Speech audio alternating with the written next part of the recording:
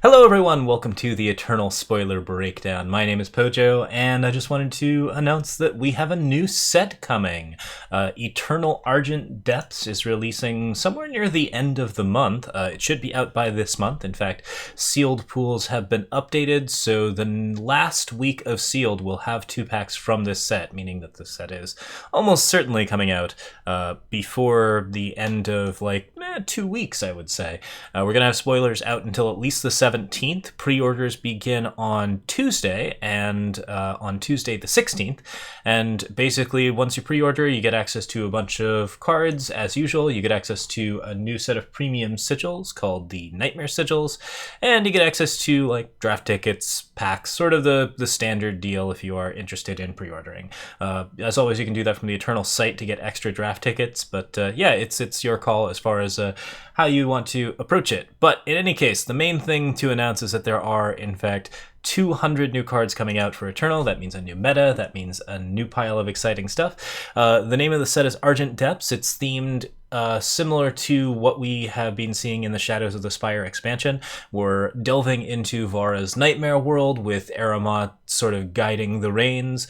We have sort of alternate versions of all of the Scions. Things are going really poorly. Caleb is kind of crazy. Caiaphas is kind of crazy. Roland appears to be a monster. There's a lot of interesting stuff happening here. Our first spoiler for the set is called Roland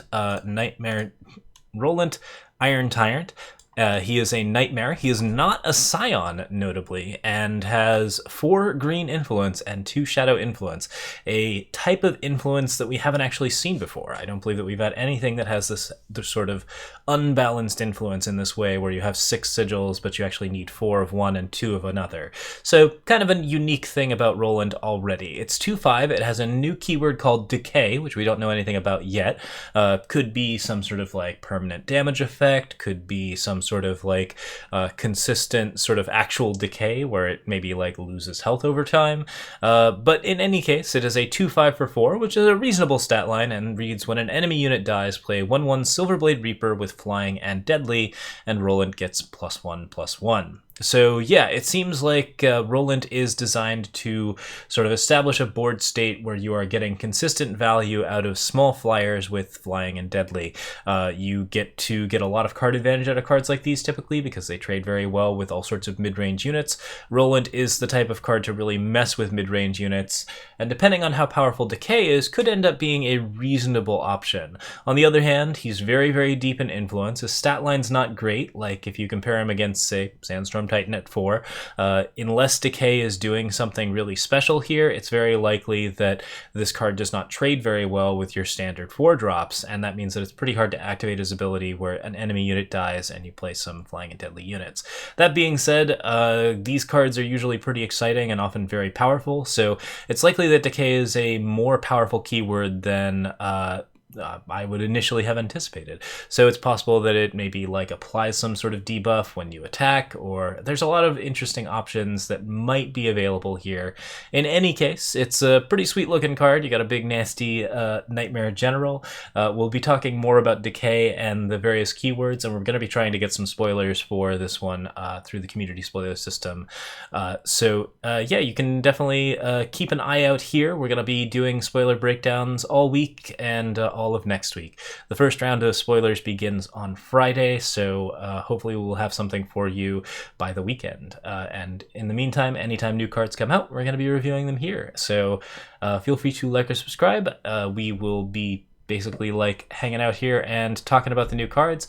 I'm very, very excited for the new meta. I think I've been pretty transparent that I'm not very interested in this current meta, and we're really excited to be moving on and getting into some new cards. This is Eternal's 9th set. And overall, Eternal has just had an incredibly storied history of really, really good sets. So I'm very, very excited to see how this one turns out and how it compares to previous sets in terms of the overall setting. I'm very excited to be returning to Argentport. This is sort of the setting that I think really makes Eternal. It is a really interesting place to be, and the Nightmare version of it should be pretty exciting in general. There's a lot of tension and horror associated with that I think I'm pretty excited about as well. So yeah, many new cards, 200 plus, all coming out by the end of the month. We are going to be seeing spoilers starting now, but the pre-orders begin on Tuesday. And that's all the relevant information for the moment. Thank you so much for watching, and I'll see you all next time with more Eternal spoiler breakdowns, hopefully very, very soon. Cheers.